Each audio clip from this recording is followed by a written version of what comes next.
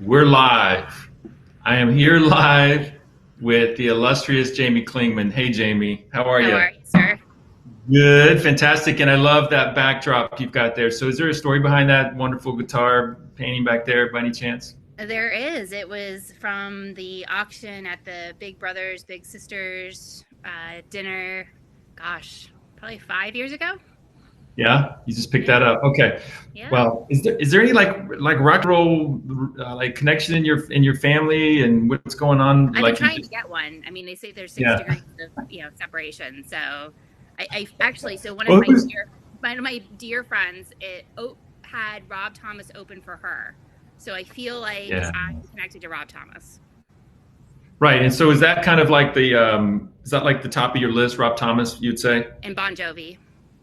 Bon I actually Jovi. in my wedding vows to Tony at my wedding, I referenced my no longer going to be my first husband, Bon Jovi. Really? I did. So, okay, seriously. All right, good. Seriously. Fantastic. And in fact, we're gonna have to play in a moment. I'm gonna have you think about like your favorite Bon Jovi songs. I want to give a little intro music for you, unless you have it right now. Unless you have it on ready It's right my now. life. It's my life and living on a prayer. Okay. Okay. Right. Well, living on a prayer. Yeah. Hold on. Yeah, living on a prayer. There you go. Or it's my life, Look. either one. That might be more Okay. appropriate Here for we this. go. See if living on a prayer will play on my Spotify. Oh, it's got a slow intro, right? You Yeah. kind of have to hold on. You kind of have to wait for it though. But You it's able to hear kind of in its that? own right. Can you hear it all? Yeah. Coming through, right?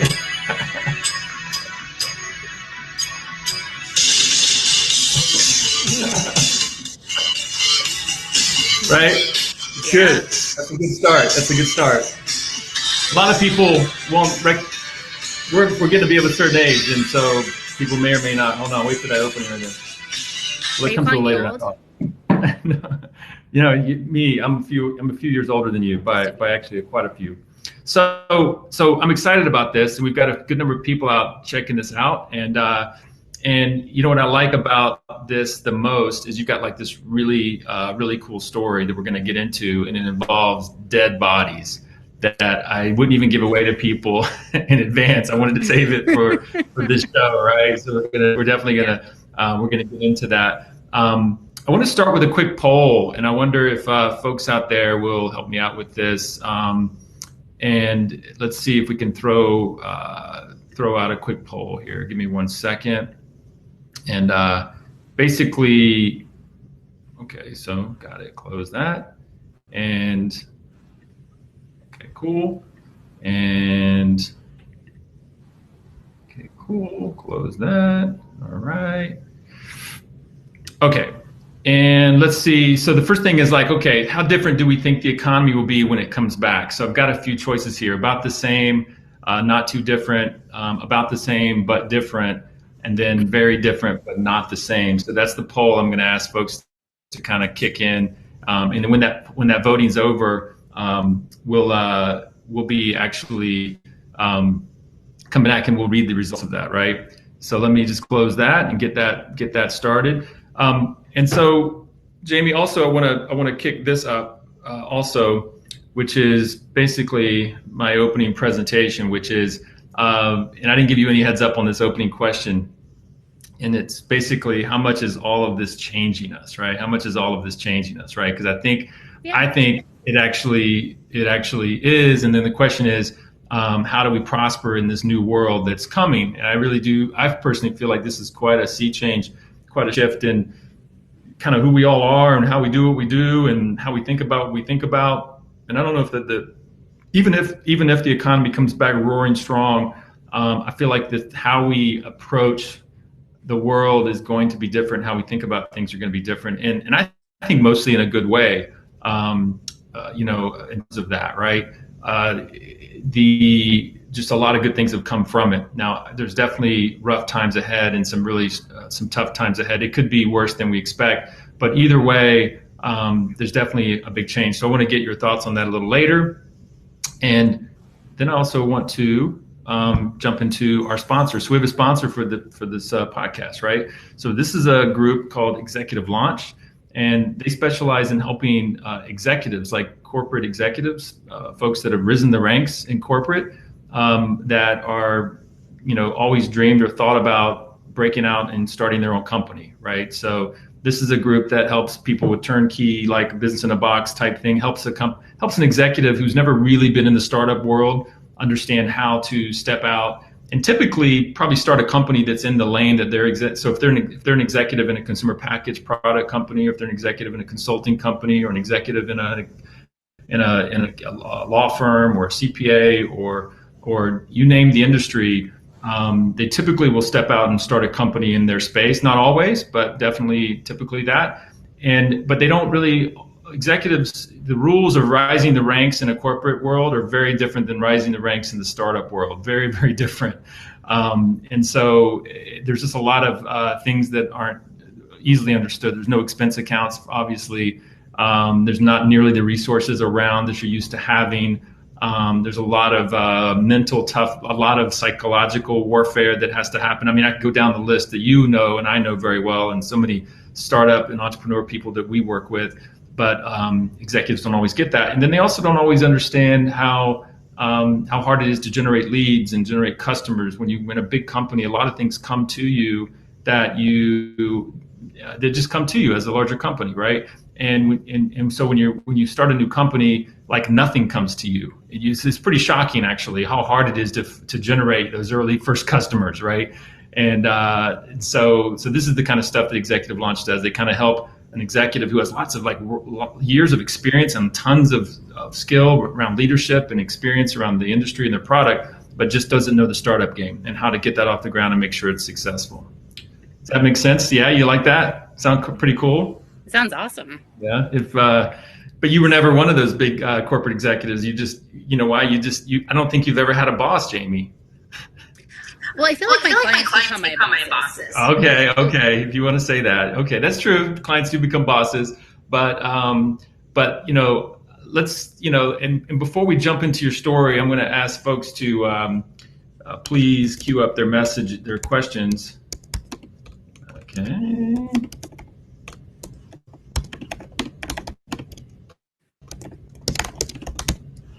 Okay.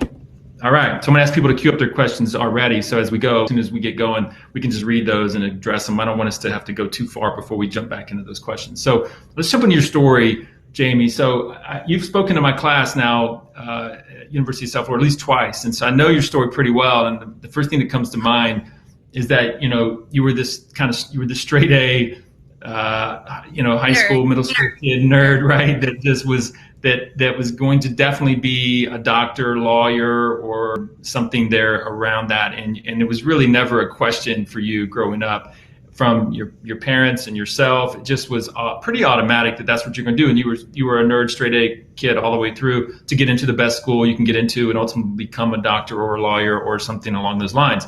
And you chose doctor. So you went pre-med. And so you got into, you went pre-med, you were in school, and you continued with your grades, and then you hit a little snag in med school. Why don't you share that with everybody?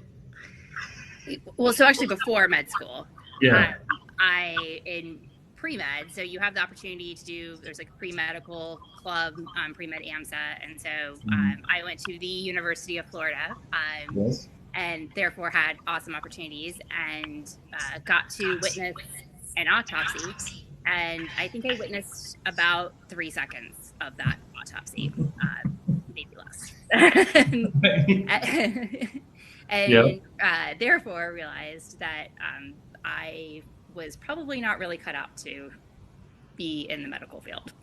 And you were like 20 years old maybe at that time, 21? 20, yeah.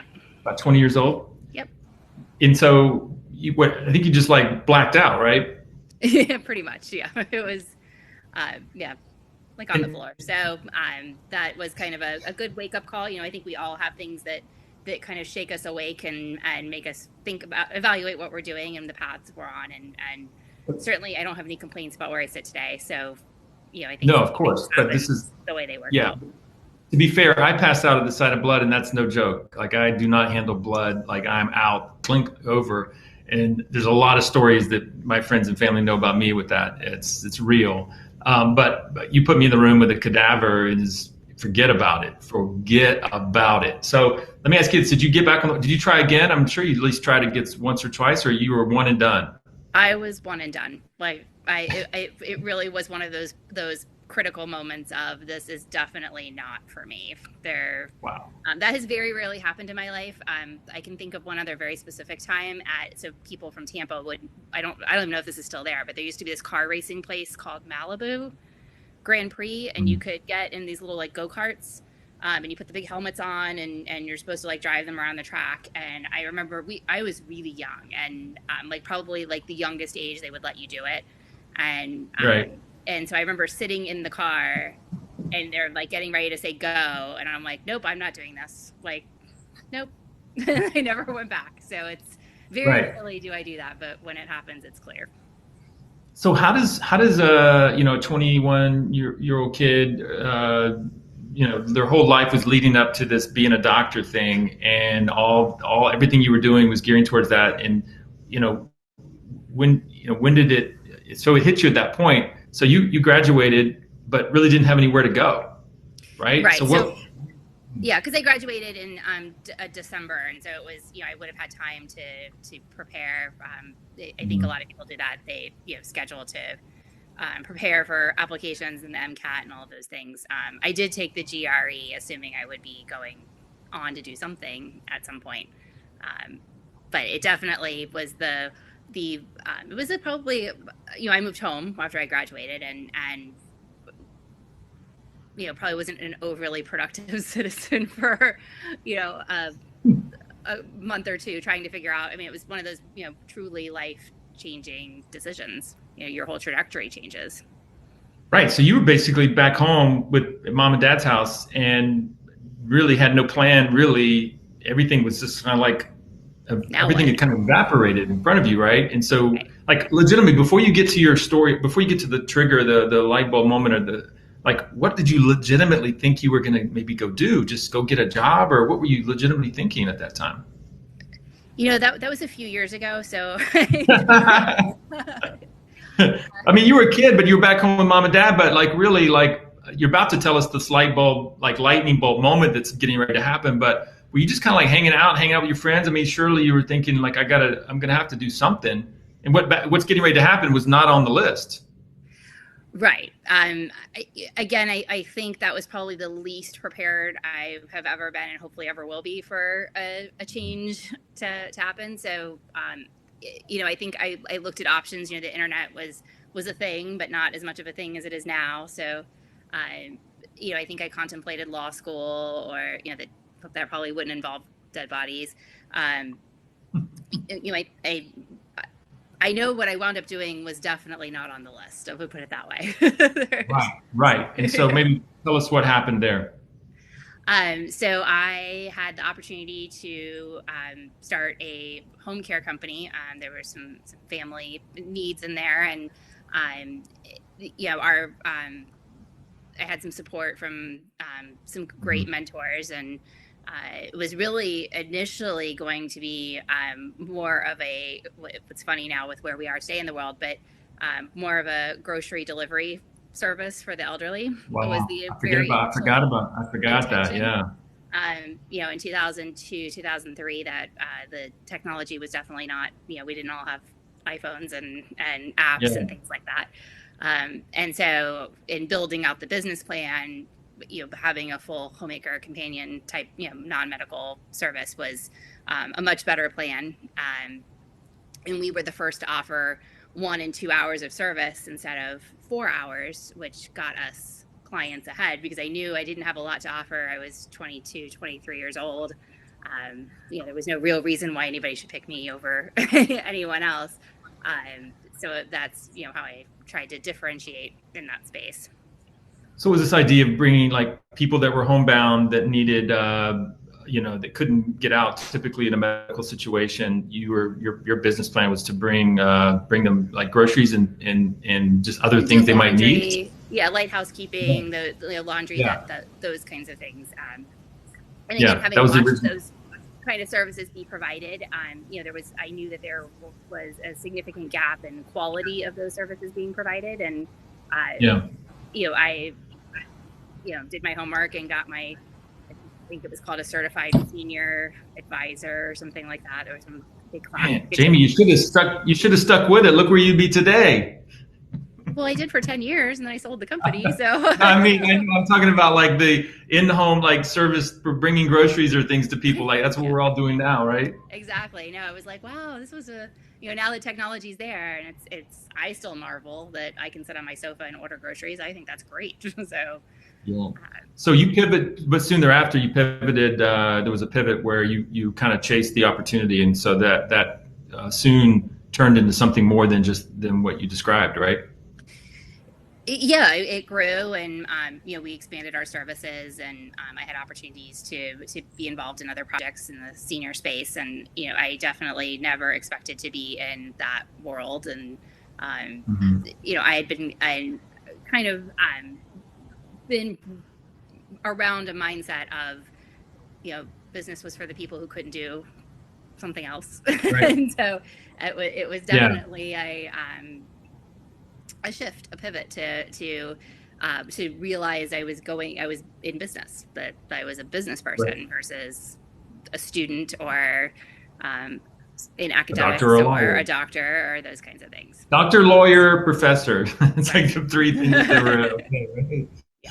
Right. And but it became a medical service. It went from just needs of folks to like you were providing nursing type service, right?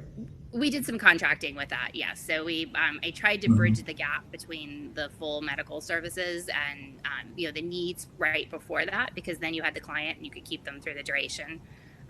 So Yeah. I did some advising and consulting in that too. So something we're all missing here. Okay, you were 22 years old. First of all, you're not personally doing this service. You might have done some of this. You probably did some of it yourself, but quickly you had employees pretty quickly. So how the heck does a 22-year-old kid with no business experience, where you were, and all of that, all of a sudden start hiring people? How does that happen? I don't understand.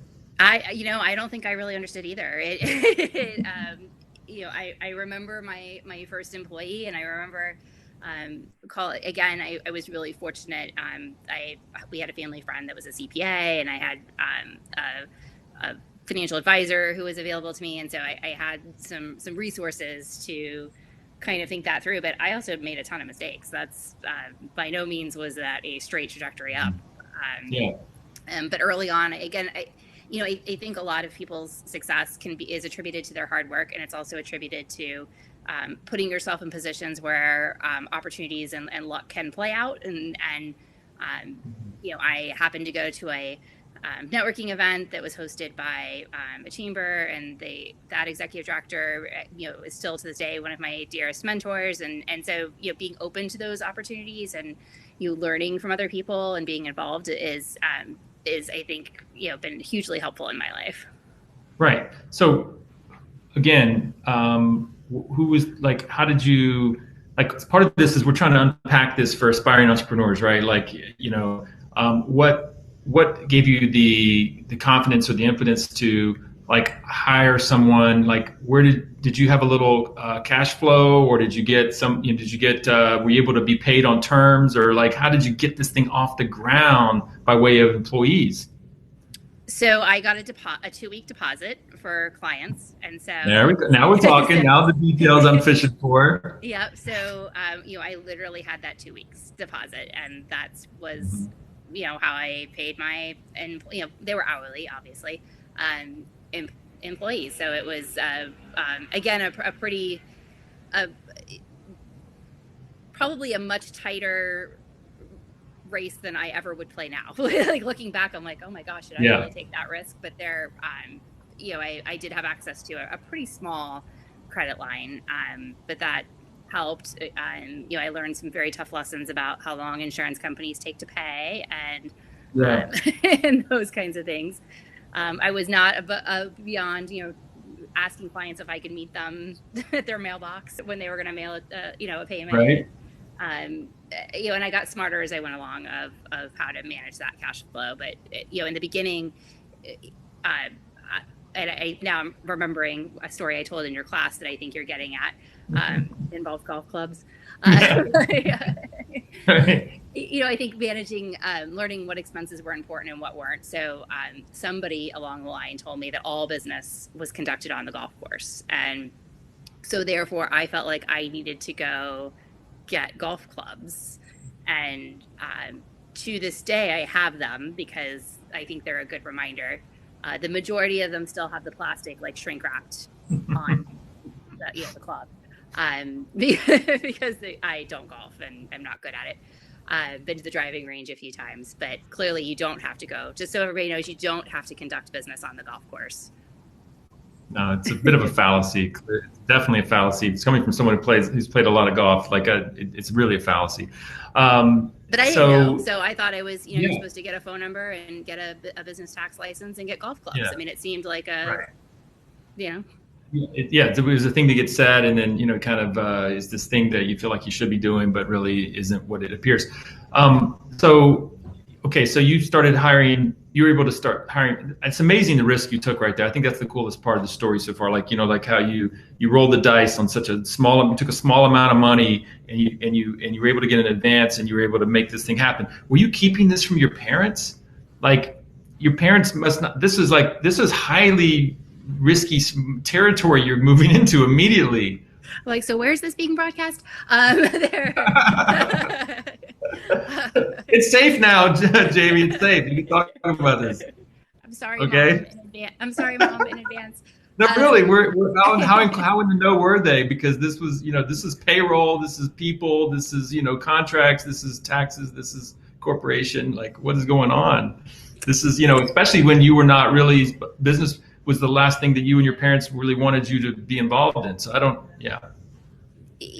were they aware? Were they aware of what you were doing in the early days, I guess? Yeah.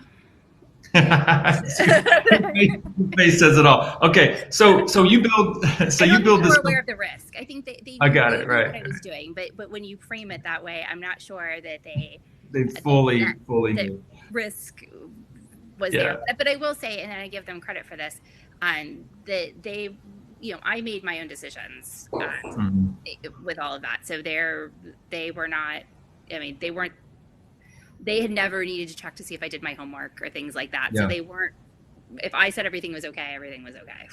Got it. And totally. I just said everything was okay because you fake it till you make it. So yes. So things started kind of snowballing for you. The business kept growing and more and so forth. And at one point you were telling me that you were young, but most everyone who worked for you was older than you, right? And that was a real challenge. Almost the whole time. Yeah. It was. I was several years in, like probably 5 or 6 years in before I had somebody that was younger than me. Which again was my normal because I had not worked for anyone and didn't know. So it wasn't, right. If that's all you know, that becomes your normal. So. Yeah, I got it. And so, all right. So, and just to keep this story going and further along. So, how many staff did you ultimately get this up to by the way of headcount?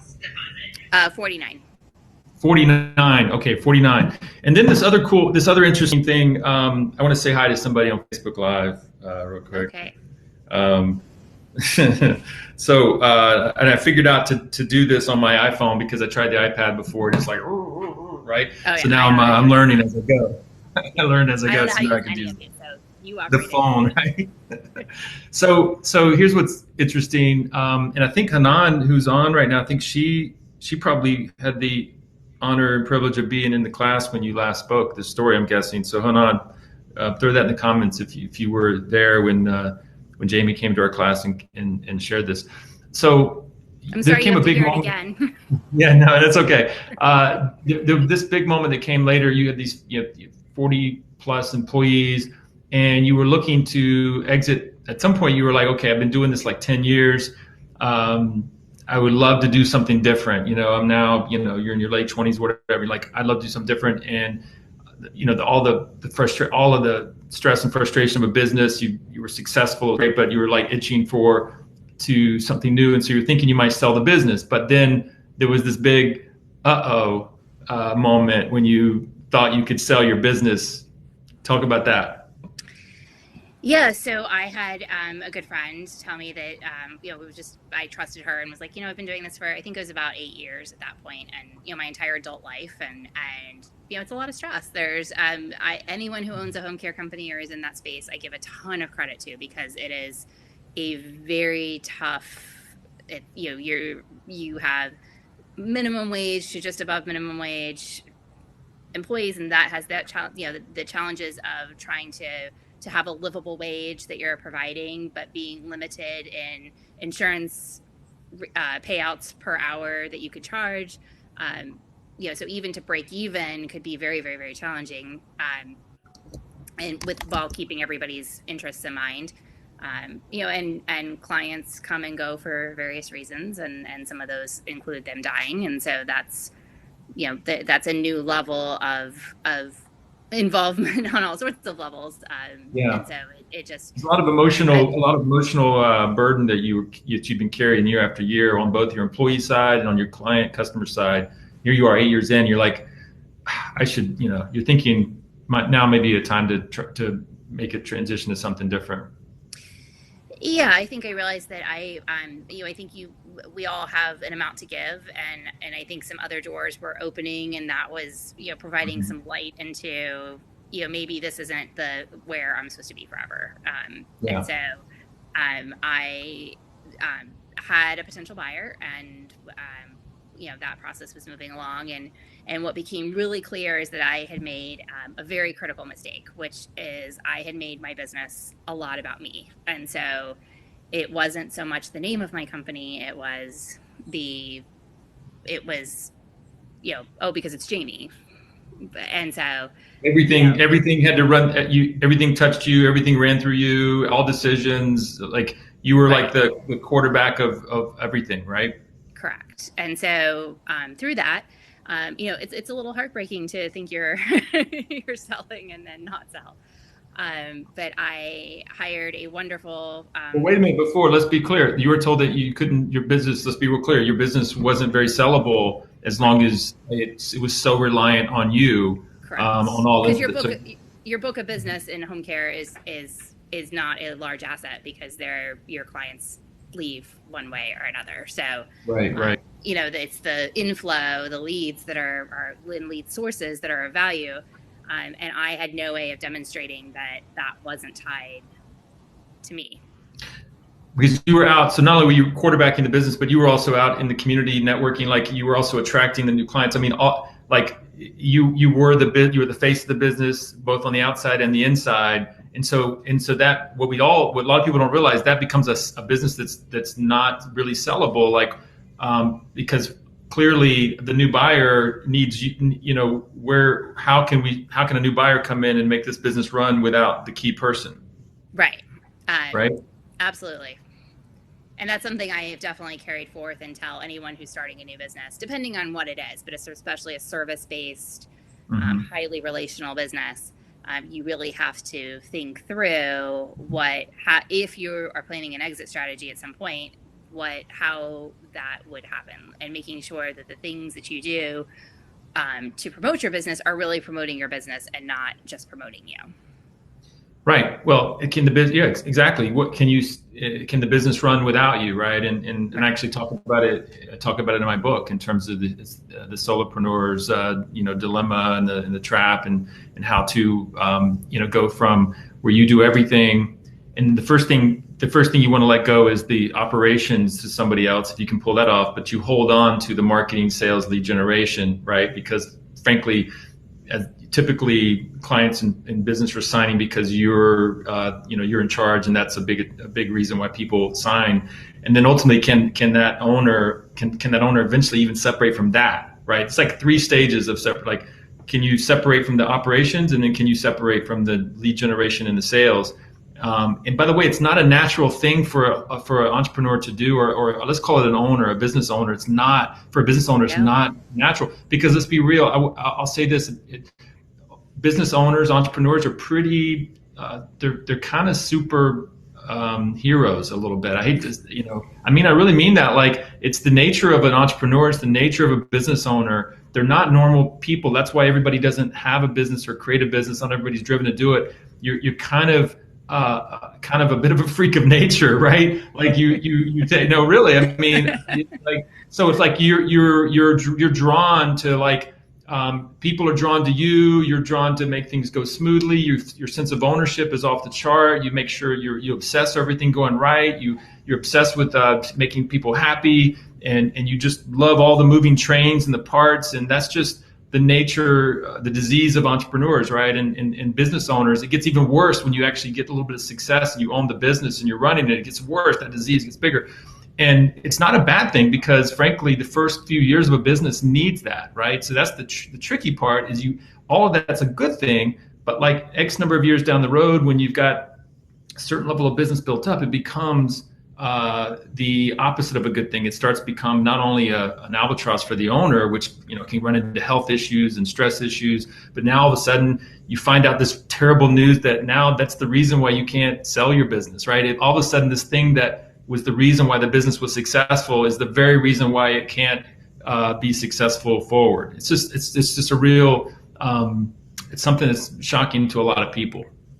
And I don't know that that's true across all sectors, but certainly in a service-based, highly relational industry, yes, absolutely. Yeah, and so that's what hit you. And so what did you do instead of just just kind of taking that message and kind of moving on and pounding sand? What did you do instead?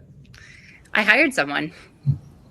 So I, and it's a little bit different, or my experience at least was a little bit different than what you described in terms of that order.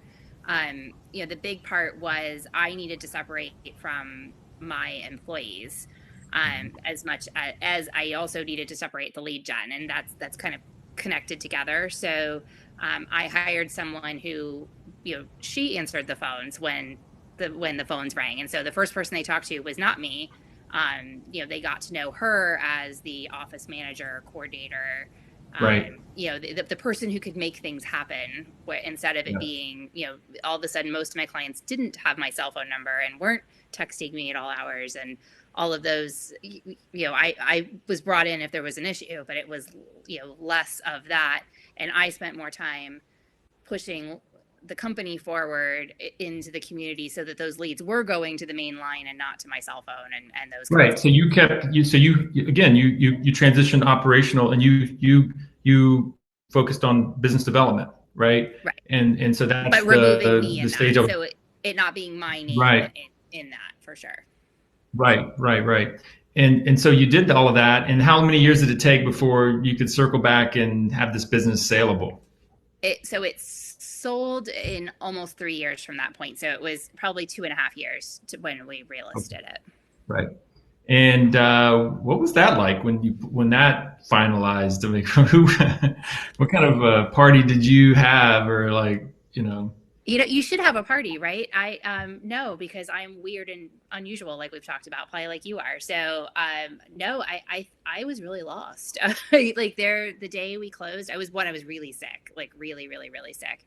But I remember going to my best friends worked at the bank that I banked at. So I remember going and sitting at the bank waiting for the wire to come in, and the wire came in and it was like, okay. And I went home, and it was the next morning when I woke up, and my phone didn't have any messages, and there weren't, I wasn't calling the office administrator to find out what was going on for the day, or there weren't any tasks to do. So you didn't really have a play much. It doesn't sound like you had a real, anything to slide or move into. You kind of pushed that. You did? Okay. So I had gotten my real estate license during the time I had my home care company, because I had been passing leads because my clients would leave their homes one way or another.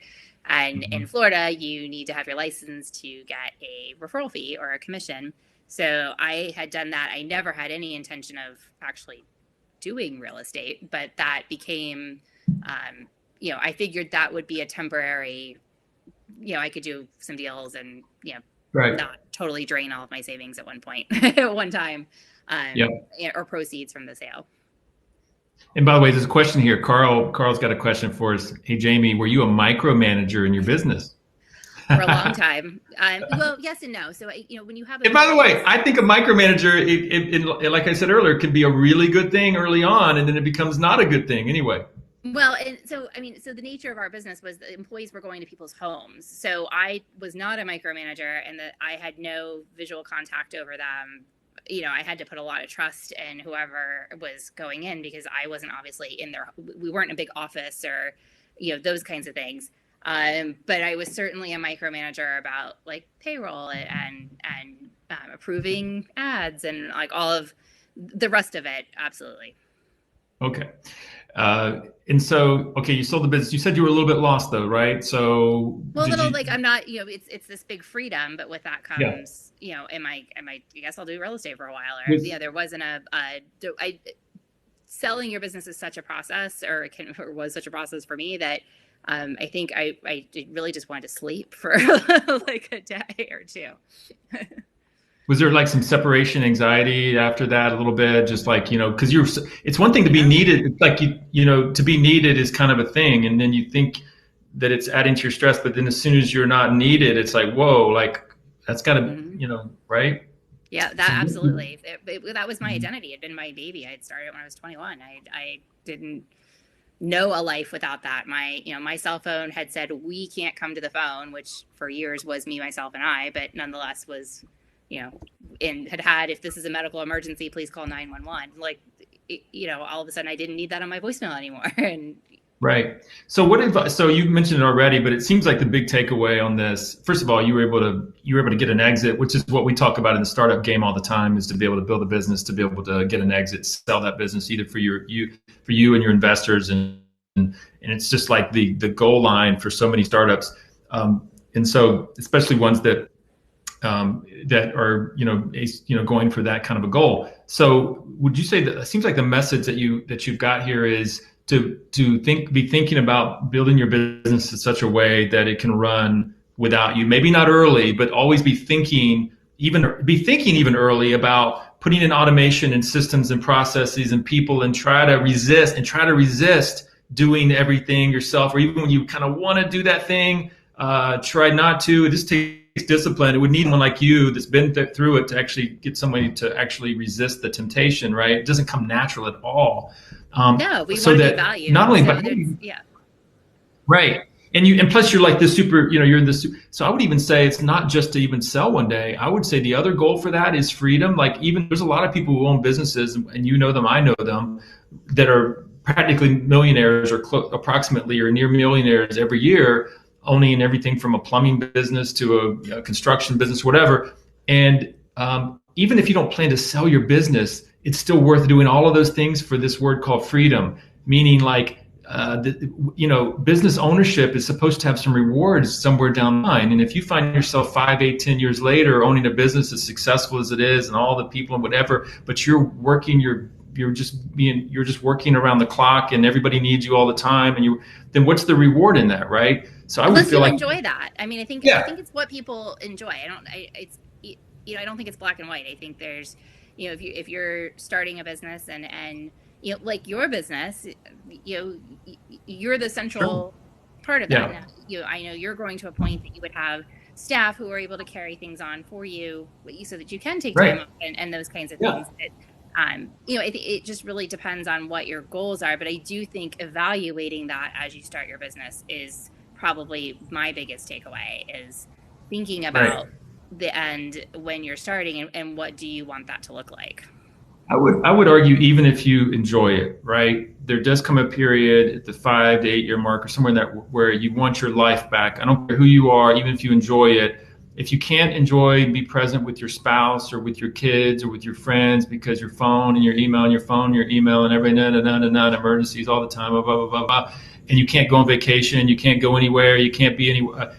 I'm just saying that even if you enjoy it, there is so many years in where that quality of life is not going to be good almost for anybody, right? And ultimately too, you also got to look at your bank account and kind of go, can I go on a trip? do I have enough money to go do the things I want to go do? And can I unplug and go on a trip or go do something I want to go pursue?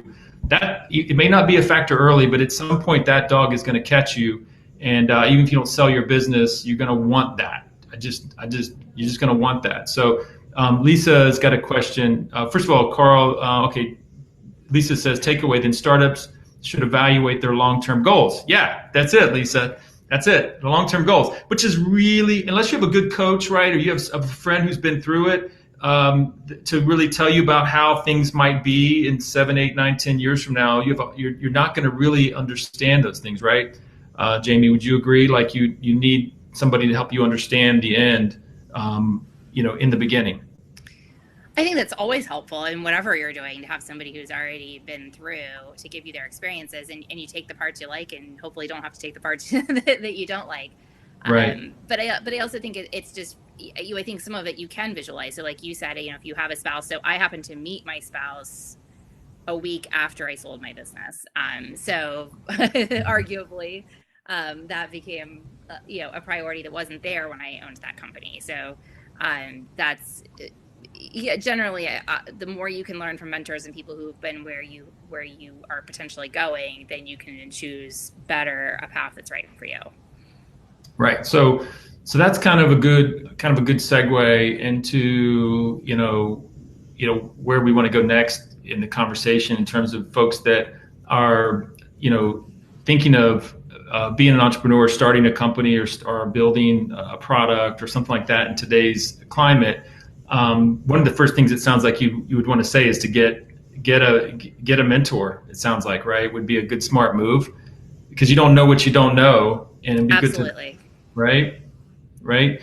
Do you two questions? Do you mentor people today? And B, do you have a mentor for yourself in the new businesses that you do today?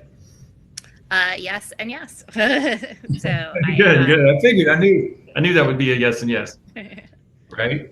Yeah, it's and so. Mentoring is fantastic because it's you get to be a part of a startup without the pressure for the most part, and it's just fun to see. It gives you a kind of a barometer of like how far you've come as a person, and it's exciting to be a part of things. And I am forever indebted. I am very lucky to have more than one mentor, and I would again definitely not be where I am today without their influences. Right. So after you took that break, you sold your company and you started some new ventures. What was the first thing you started other than you did the real estate thing? Was that kind of the first major thing that you pursued?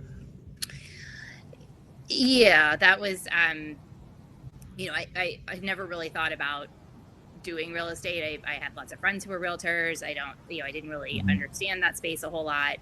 But I did know or learn during that time period that to be a business broker, you had to have a real estate license, which I had. And having gone through the sales process, I really liked the idea of doing business brokering. So, opening the real estate firms and the business brokerage were the first, I think, kind of just natural thing that was sitting there to do next.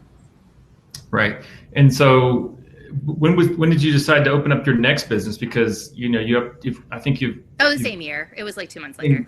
2 months later. And what was that one? The real estate firm. Okay. But what was the one after that? The business brokerage. Okay. So those are the two, right?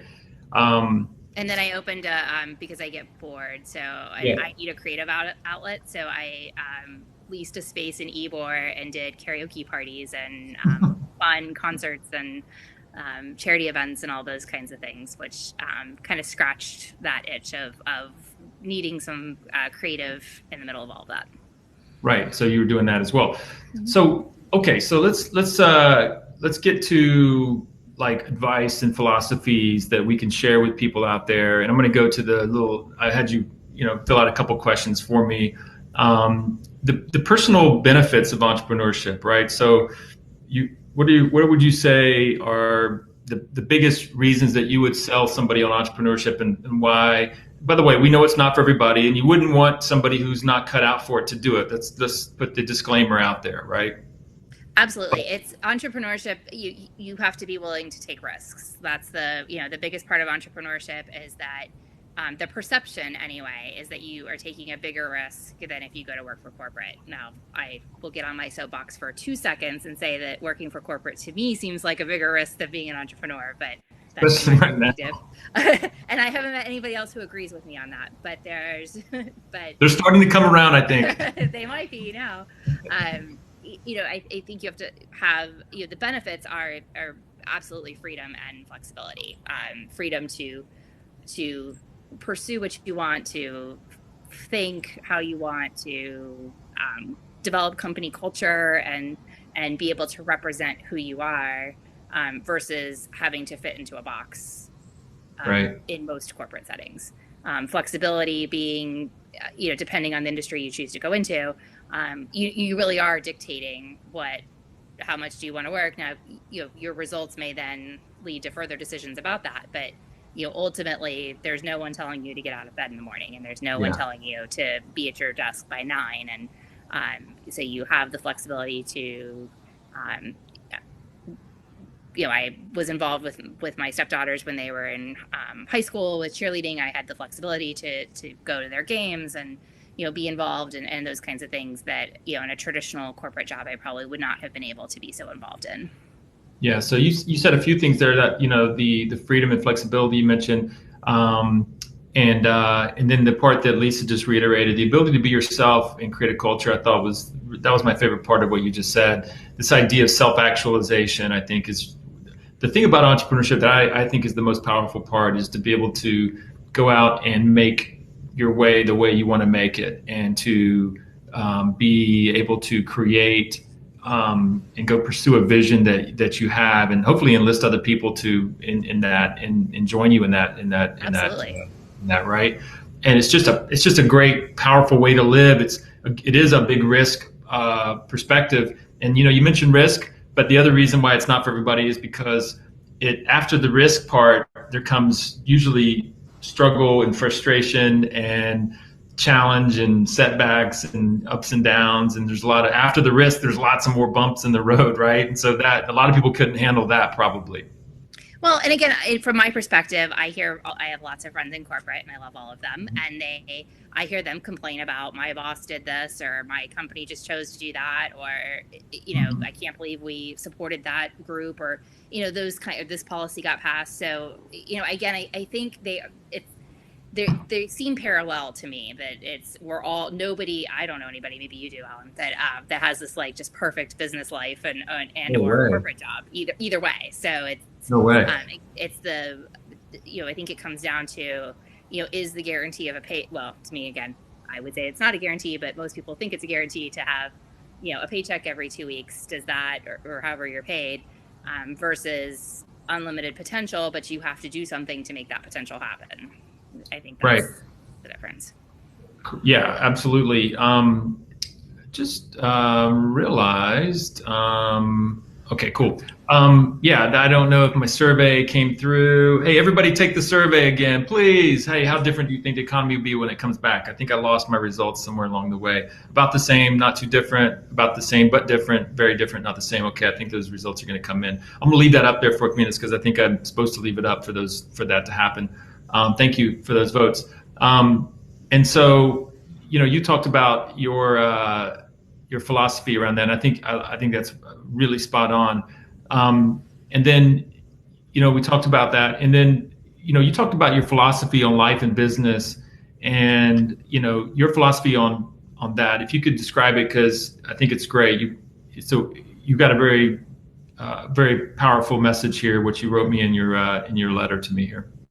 I'm referencing back to make sure I'm telling the right story. Yeah, it's the win-win. It's the win. It's the win-win. I always have a good story to tell. So no, absolutely. I think that looking for silver linings, and trying to find the win-win, as cliche as those have become, in everything I've done, it's always been more successful, more enjoyable, a greater outcome when I'm not the only one winning. It's not fun to win at the top by yourself. It's a whole lot more fun to bring everybody with you. So, trying to negotiating and building a business, making sure that everyone is, or as many people as possible are winning in a situation, has almost always had fantastic results, and just leaves you in a better mindset than feeling like you screwed somebody in order to win. And the being able to find the win when it's not obvious. And so I think a lot of us are in that position right now. I don't think anybody really anticipated where we are today, and it's requiring a lot of people to. I'm not trying to answer your question. I realize that probably sounds like that, but I think it's finding new opportunities, new ways to pivot. Is the big word everybody likes, but to take what you already have and remold it, or redevelop it, or twist it to find your next step. When the path isn't always clear, and I would say right now that I am certainly in that in that space with some of my companies, and I think I don't think I'm alone. No, I don't think you are. And that's a good segue into advice, right? Advice that we would give people today that are, either having already lost their job, fear they might be soon losing their job, or just generally very anxious about this economy. Like, what advice would, and I'm sure you've got those friends in your life right now. So what advice, when they come to you, what advice do you want to give them? And I'm probably that person a lot of the time, just for that. So, you need advice right now. Yeah. But there, I think anybody who's paying attention would be anxious for a lot of reasons, mainly because we don't know the game we're playing. So right. I think when you don't know the moving parts and you don't know what's going to happen next, it's definitely a hard situation. Right. In my mindset, I had this described to me by a really cool mentor a couple of years ago, and it's something I've used over and over and over again. And it's so I'm a big visual person, so it's a visualization, but it's so anybody who's we're in Florida, so I'm going to assume a lot of people have been in the water, in the Gulf or in the Atlantic. I grew up on the East Coast, and the idea of when you're going out into the waves, if a big huge wave comes, you have two options, and one of the options is to brace and really fight against the wave, and you're going to lose. The wave's going to push you away, and you're probably going to get sand in your face and scrape your knees and all those things. Or you can duck under the wave and just wait a moment and then come up for air and reassess where you're at. And you may have moved a little bit, you may not have moved at all, but you didn't go tumbling deeply off into somewhere you didn't want to be. And so that's when things get hard and we're not sure of the game we're playing or what move to make next. I think what I've learned is to pause and let the wave crash over me, duck under, and then pop back up and go, okay, this is what I have, and this is what I have to work with, and this is what I'm going to do next. Right. So I'm going to, again, pause for anybody that wants to throw a question out for myself or Jaime that we've got out there listening that might want some kind of to bounce some ideas off of us or get some advice on anything they're thinking about. I'm glad Lisa's on. I happen to know that Lisa is actually and she's doing some amazing startup work right now, and I'm really she's loving everything you're saying. So I think it's really cool that she's on today. But Tiger said Cal has a question. Cal, do you want to let me okay, Lisa registered her business yesterday. Oh, so awesome. Yeah. She's not messing around. I can't wait to tell you more about Lisa. So Cal is curious about the fact that you serve on boards, right? And he says you serve on the board of directors, Institute of Economic Evolution, deals with contemporary challenges. In your experience, have you had to deal with BCP, business continuity planning, of which pandemic planning is a subset? I think it is part of the responsibility of corporate boards. Did you come across this topic in your board meetings? So first of all, Jaime, you're always on a couple boards at all times. So this is a great question for you. I know, that's a good question. It's a tough one. Cal, he's always, every time he always throws these tough balls out there. Yeah. No, I appreciate it. So I am on the board of a large social services organization in Tampa, and I will say that I don't know if we were using the words pandemic, but we were definitely have included in strategies from way back, what happens if everything changes? I think in Florida, it's usually hurricanes that we're more prepared for. But, I don't recall, and it probably makes me a bad board member if they have talked about it prior to, January.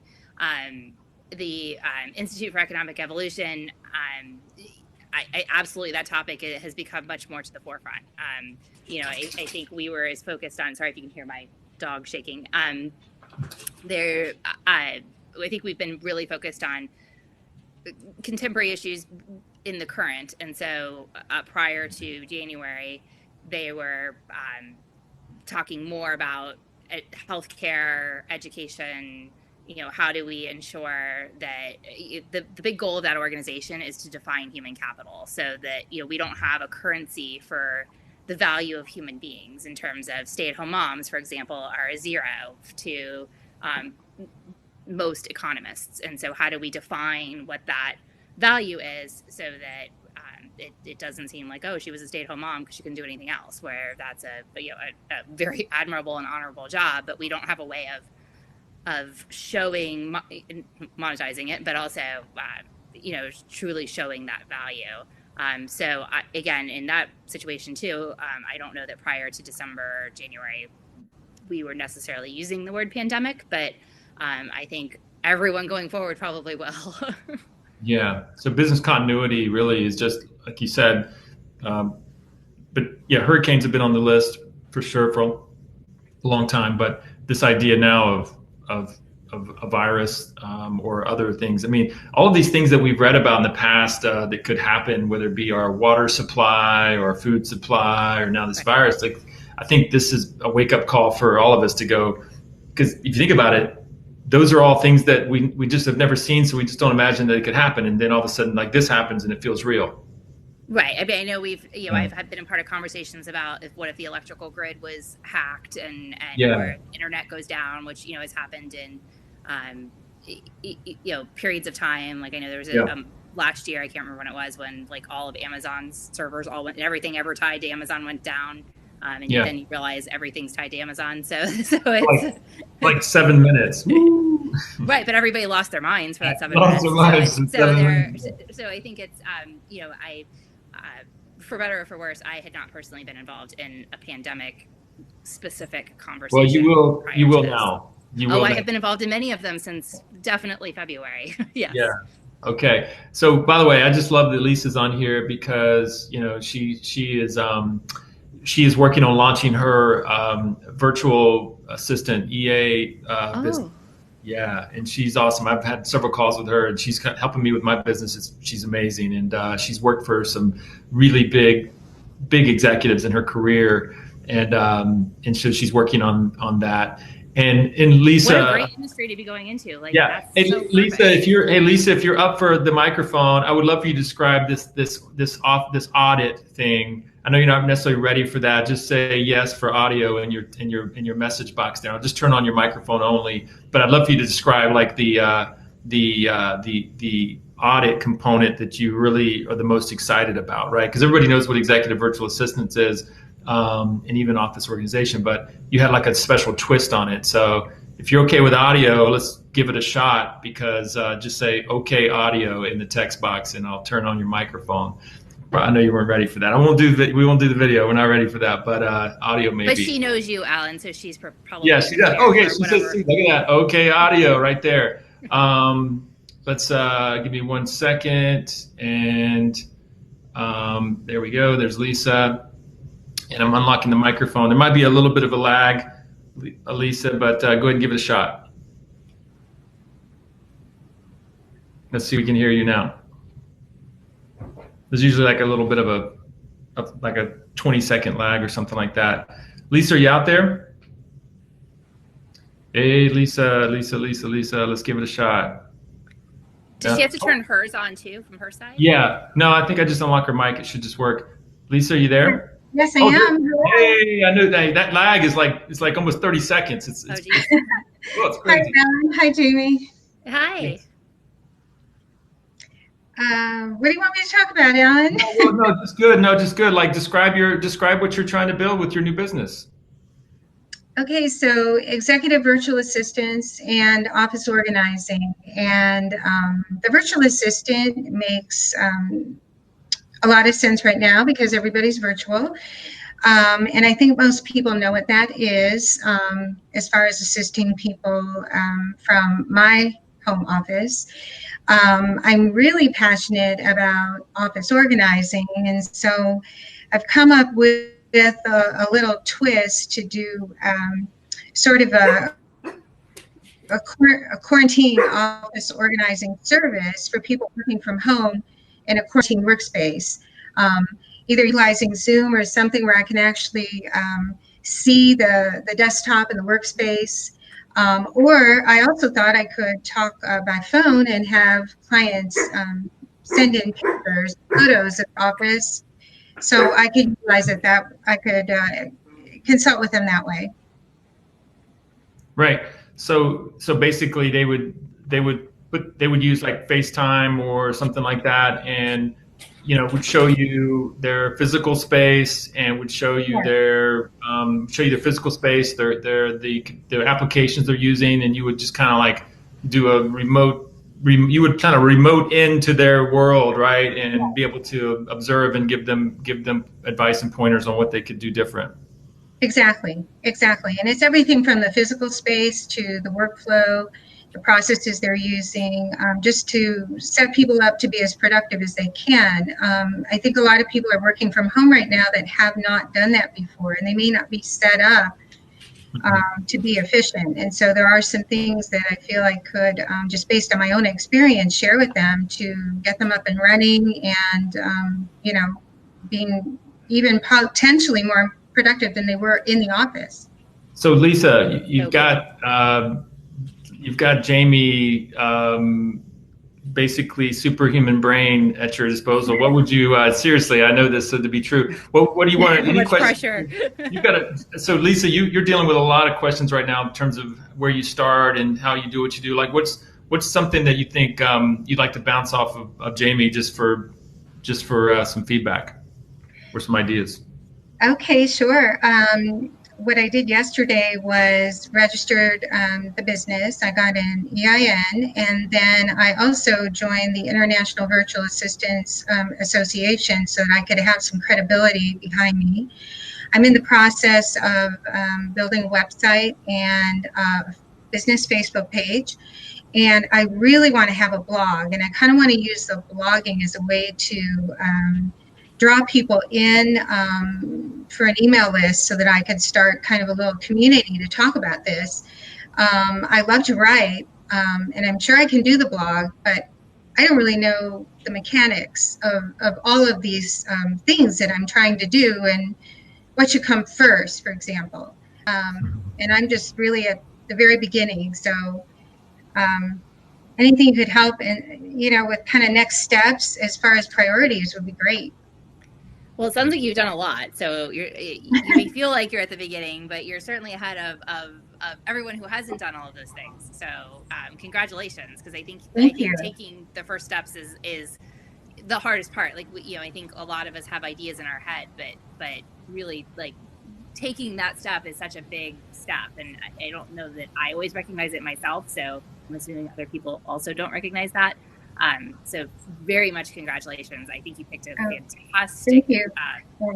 I've worked for executives and other people, and yesterday was funny. It was Administrative Professionals Day, so I celebrated myself by basically ditching the office and creating my own business, and I feel really accomplished about that. You should. That's awesome. And now I'm kind of like the next day after, I'm like, okay, now what? Yeah, right. No, exactly. You're like, okay, I set it up. Where is everyone? Yeah. I think websites are depending on your type of business. So if your clients are coming from, could enter your website and interact with you and your company, if that's your model, I think obviously the website's a priority. I would, just from my own experience, I would think Facebook is probably where a lot of the small business owners, home business owners are, and that would be your clients, that would be at the point that they could hire someone or have the resources to hire someone like you to help them be even more efficient and all of those things. You know, I love to write too. So, you know, blogs were something that always came really easy to me. I tend to be a little verbose. And so I have found that, you know, getting above 200, 250 words is a lot for somebody to read at one point. So learning how to break out the chunks of information. But even more so than that, like, you know, I think you probably already have people that could be using your business, or and so their testimonials are as valuable as anything you are going to say. So not that what you have to say is not valuable, because it's very valuable, but in that initial instance, you know, and to get cash flow started, you know, I think I would spend some time also, you know, beginning to think about who are you going to share this with. And even if it's just like your 10 closest friends, or it's Alan, and Alan knows everyone, so now everybody knows. You know, I would love to learn more. You know, I can think of people who absolutely should have a conversation with you like tonight, of that need that level. And I have no idea what you charge, and it doesn't matter, because that's the, you know, we've just shifted, and people don't have access to their offices. They don't, you know, have that same setup that they once had. So your timing is just, again, I'm sure it was not completely deliberate, but but it's excellent in that, you know, you're really filling a need. So for me, I have found at times I can get very caught up in, I can't tell anybody about it until I do this and this and this and this and this. And I don't know if you're feeling that way, but that's for me, getting started, like actually doing, is as important as whether or not, you know, your website is perfect, or any of those types of things. You know, they're validity points, like, and you know, if part of your business is going to having groups, I have no idea. So if like having groups on Facebook is part of that, your business model and the ecosystem, I think that gets built over time. But I also think, you know, checking out, and I'd be happy offline even to kind of send you some ideas. I just listening to you that I think people you need to meet and be connected to. Yeah, Lisa's awesome. I've heard like at least two phone conversations with Lisa, and like, why wasn't I invited? I know. Her game is strong. That's all I'll tell you. It sounds like it. I'm super excited for you. Thank you so much. I appreciate that. I like that. I like that idea. What I did want to do was yes, go to my network and start approaching them. And I actually did start to put some calls together for the next few days. I have one tomorrow. Good. With people who are connected and who know me and my work and my history and my whole MO, to say, do you need help? Or do you know someone who has help? And my thought is, yes, that I can send out a link to my website or a Facebook page or a group on Facebook and just start getting people to share this around. I actually went into my LinkedIn profile today. Alan, you'll have to take a look at it, or Jaime too. And I feel like that was another really big move that I made, because where I actually announced, in a way, without saying anything, I just changed my title to Executive Virtual Assistant and Office Organizer, and I put down my business as my current employer. And it looks like I've been in business a month, even though I just did it yesterday. And what's super funny is that my 80-year-old mom is here with me. She actually came to visit me, and then she got stuck because of COVID. Her doctors wouldn't let her fly back. And so she is still working at 80. She's a nurse, and she does assessments for insurance companies. So guess who's been her assistant while she's been here? That is me. So I actually, Jaime, I'm going to ask her to do a testimonial for me, and I'm going to plot that on my website. Absolutely. That whole, you know, the whole fake it till you make it thing is, you know, you shouldn't lie, obviously, but there's, you know, I would imagine you probably have helped people already, even in addition to your mom, over time. And so, you know, just asking them like, hey, was this helpful? You know, could you speak to what the outcome was from whatever it is you told them? And that's, you know, that's what builds your reputation as much as anything. It's true. And now you're getting me thinking about that, because I helped a friend about a month ago do her office, because she did start working from home. But this was before, you know, it's when we could still travel around. It's maybe 2 months ago, actually. She's like, Lisa, you got to come over and help me. Well, it's funny. She's paperless. She works for an insurance company. She didn't need a whole lot of help, but just a few things that I gave her set her up for like this office that she loves working in now. And now she is working from home 5 days a week. So I can use her as a testimonial as well. Would you do, in the paperless world, which I am also mostly in that paperless space, but I have to tell you, like my downloads folder is like the inbox on your desk. And so it's like, I would need somebody a lot of times to like screen share or log into my computer and like clean it up for me, like put everything in the folders it goes in. I don't know if you were planning on that being part of your service, but that would be a like huge help in the paperless space. It's not necessarily the physical nature of the office, but my entire office is on my laptop. So, and in the cloud, wherever that is. So they're, I don't know. So being able to help organize Google folders and those kinds of things, that would be, are you available tonight? Right. Hey, Lisa, I was going to suggest that you put your email address in the chat box for anybody else. There's a good number of people here on the call, and they might be impressed with you tonight and want to reach out to you. Sure. Thank you. Absolutely. Jaime, I was thinking of a digital workspace audit. That was kind of a second piece of it. And I think naturally in categories, right? So that's what I do when people have that one folder, like you said. So we have to separate that out in categories, clearly label the folders, and then place the appropriate items in them. And that's actually something I like to do. So I'd be happy to help with that. I'm like, if once a month you could just go in and it'll take you a lot to get through. But then like to keep up maintenance wise, to me, that's almost like having a bookkeeper, like they download your bank statements and update your QuickBooks or things like that. Like it's almost like that. And I can almost imagine, Lisa, like you mentioned, the audit thing. In today's world, what we're doing right now, I can almost imagine me getting on like a Zoom, or anybody just getting on a Zoom, where instead of a really tight agenda where we got to be really, really, like I just put you on while I rummage through my stuff and talk through my screens and just kind of unstructured, and it's like conversational, like I've got, we can relax and I can talk about my frustration with my Google folders, or I can talk about over here, and there's no pressure, time pressure. Like if you could just, like if we had like an hour where I could just like complain to you about my challenges and problems, and that's the fodder you need. That's what you want, right? You want someone to like start telling you what they're all frustrated with their space and their organization, their files. But like, I think that kind of unstructured, you might want to just think about that as an idea that, hey, all I ask is that you just put me on and start talking about what you're doing and how you're doing it, and that's going to things are going to fall out of that casually, especially if it's in an unstructured way. Just an idea. Absolutely. I love that, because otherwise, I've created kind of a needs assessment type thing where I do have some structured questions that I can ask. But you're right, because people will just sort of probably unload with, well, this is what is my challenge. And then kind of my MO is to really be a listener.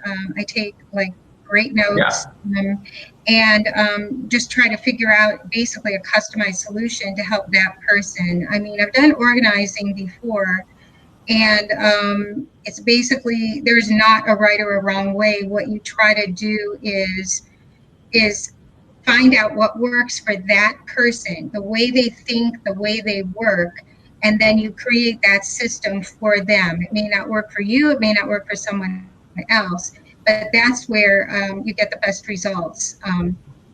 I think, and also, in that digital space, I started to think about a lot of things I could do. I know that the Zoom meetings, for example, are recorded, but still there's going to be a lot of things that come up in a Zoom meeting that could be follow-ups or action items. So why not send the recording to me, for example, and I can take notes, kind of write that, type it out, send it back to you.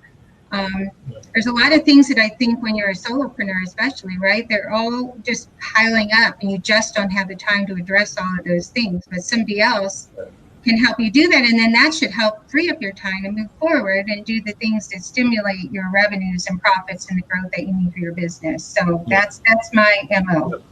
Absolutely. It's great. I love it. And I just want to reiterate this idea of companionship, like especially for solopreneurs and entrepreneurs, like this idea of companionship is very powerful, to be able to like just Yes. just talk through things, and almost like, and we're doing this now with our instant meetings with Zoom, like this idea of like press to talk to me now, and like it's in other words, instead of forcing me to like do a bunch of homework and a bunch of prep, like I can just Yes. I can just talk to you in my moment of frustration, or like within an hour of when I'm frustrated, when it's still fresh. So it's For just sure. For it's sure. kind And that whole thing too, it is very isolating, I think, I think everybody is probably feeling isolated.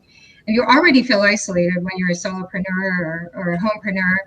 And yeah, I would envision myself to be somebody on the other side, like, I'm here for you, and I can help you, and this will be okay, and we'll help you move forward. And in some cases, I feel that working from home, actually, people can be more productive potentially than they were in the office. And honestly, I think a lot of people that are working from home aren't really fond of the idea of going back to the office. And I really hope that somebody is tracking data somewhere along the way to say, well, what is the productivity of people at home versus in the office? Because my thought is it could be better in many cases. Absolutely. So this is great. Lisa, thank you for chiming in here and giving us Very welcome. stuff. Thank you so much. I see you did put your email address, your phone number out there. That's fantastic. And definitely take Jaime up on it. She's not kidding. She's not kidding. She's quick on the draw with helping people. So look for that. Okay. Okay. So before we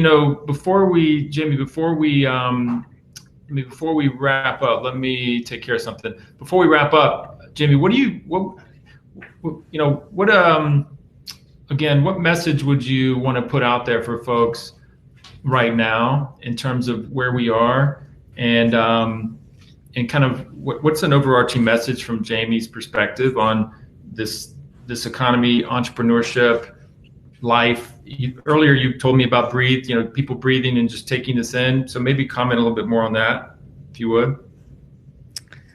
Yeah, I think we're in a weird place there. I don't know that, anyone who was an adult was alive during the Spanish flu, which is kind of the last time, from my understanding, of when the world faced this.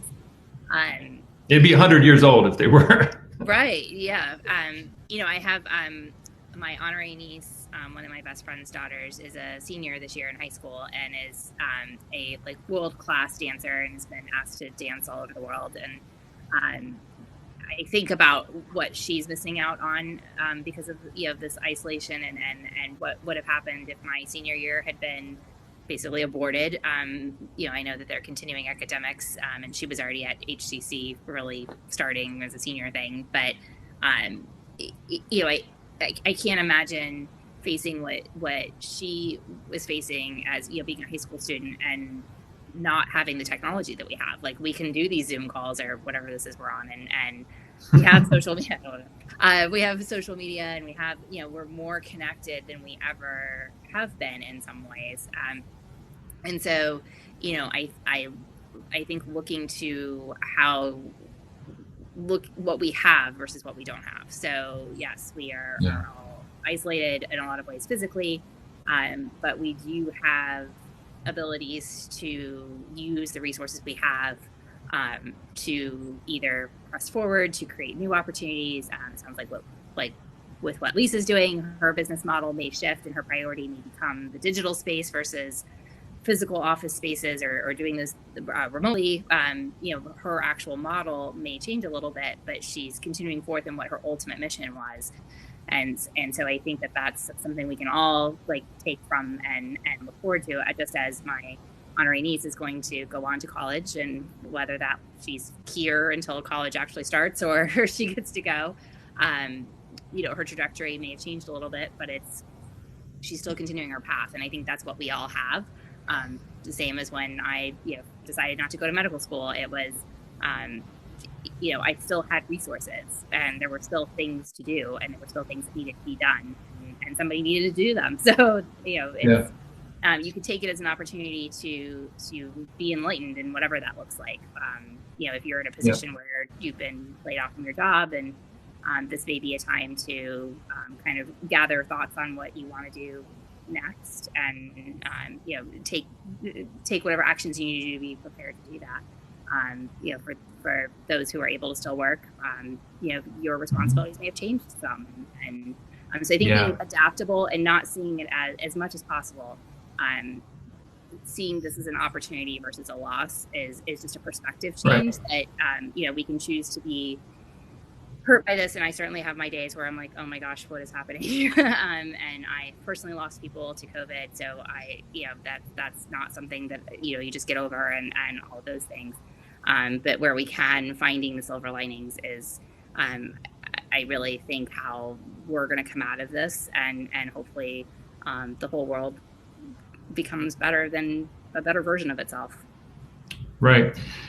So the three businesses that you have today, which ones, would you think that you would give a couple paths for folks that would like to do? Like, you've got the real estate thing, you've got the publishing thing, right? So talk about those in terms of what you could potentially help somebody with out there right now. You could personally help somebody step into those spaces if they wanted to. And now might be a good time for someone to pursue one of those.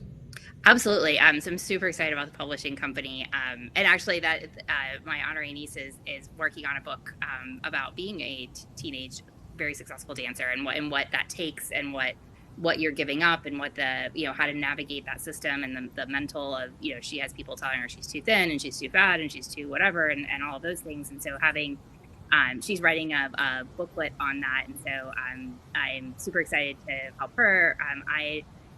I love to write, so I had written several on different topics, and I realized I'm not alone in that. I think we all have a lot to share, and I know, Alan, you're the rock star and wrote a big, huge book, but there.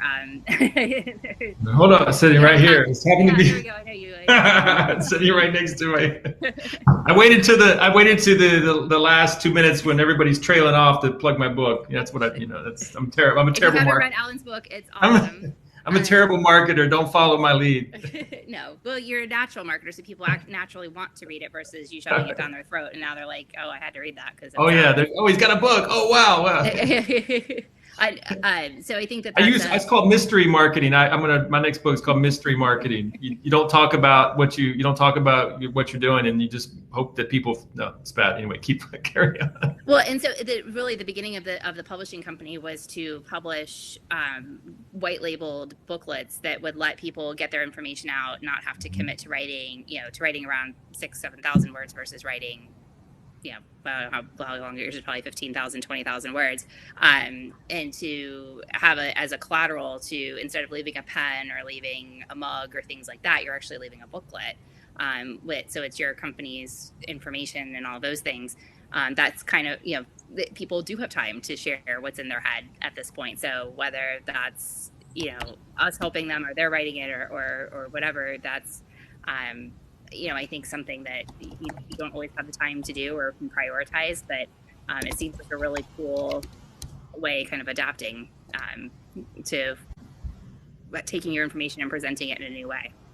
Yeah, got it. So in short, this idea that this is an opportunity to make a change. So someone could go get their real estate license, even though, it's a little bit, so you can't sit for the state test right now is the problem. So you can take the class, and I have a fantastic link if anybody wants it. So it's really great online. But unfortunately, the state, they just opened it, but they're doing you can't get close to other people and whatever. So they're booked to September. So but yes, absolutely. You could do preparation for all of those things. Yes. So then maybe publish. Okay. So back to publishing. So what could be someone who what's a money making idea or money making opportunity for someone to publish? Just maybe be more specific about how somebody could make money writing something. Absolutely. So, there's always, I think there's businesses and for whom the owner is not a writer or doesn't enjoy writing, and so they need content. I think that's a huge thing. There's a lot of content producers in the social media space, obviously, and that's a very popular thing. But I don't think there's as many producing kind of in that middle ground of a little bit more than a 250 word post, but not a novel. That in between.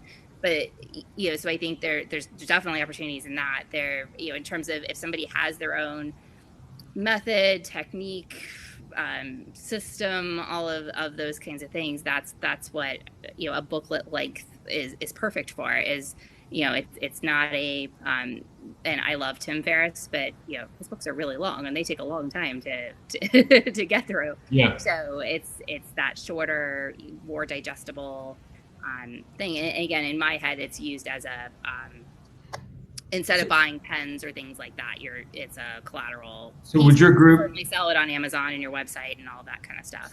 So would your company like help ghostwrite that and pull it together into something? Okay, and then we just put it on Amazon, or is there other ways to like get buyers? Like how would I sell thousands of copies outside of just sticking it on Amazon?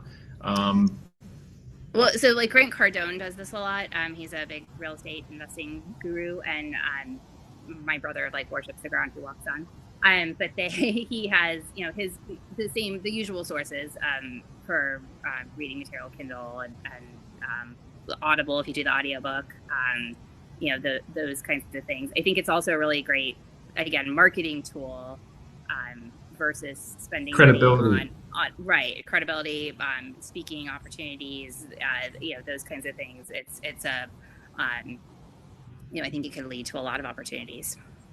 Right. So ultimately, someone could work on their, like right now in this time where you're at home and you might be working, you might have some extra time that you didn't have before, not assuming if you lost your job, of course, but if just being at home, you just find that you've got now's a good time to work on some things that you otherwise didn't have time because you were always driving in your job and you were busy. So like working on that book or working on that booklet or that capture, like that book you always think about, you always wanted to do. Now could be a time to do that. You could work with someone like you and your team to pull it together quickly and capture that before this whole economy cranks back up and you're spun out back into busy world again.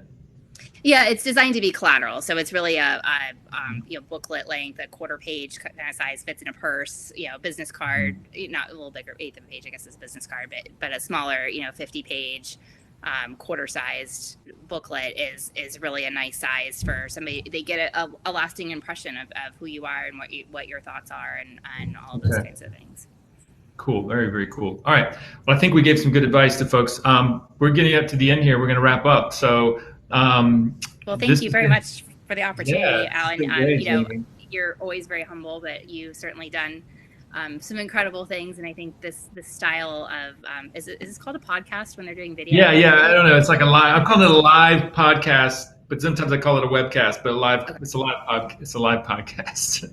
Well, whatever it is, it's a really I feel very fortunate that you thought that I would be okay on it, and I'm absolutely an honor to be someone who knows you, because I think you're doing a lot for a lot of people.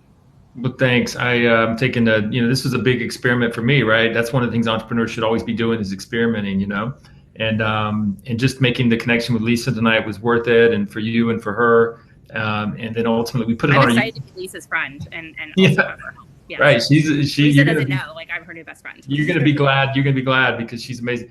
And then we put it on YouTube and try to, help others down the stretch as watching this. But ultimately, I did this live. Really, the plan was not to be live.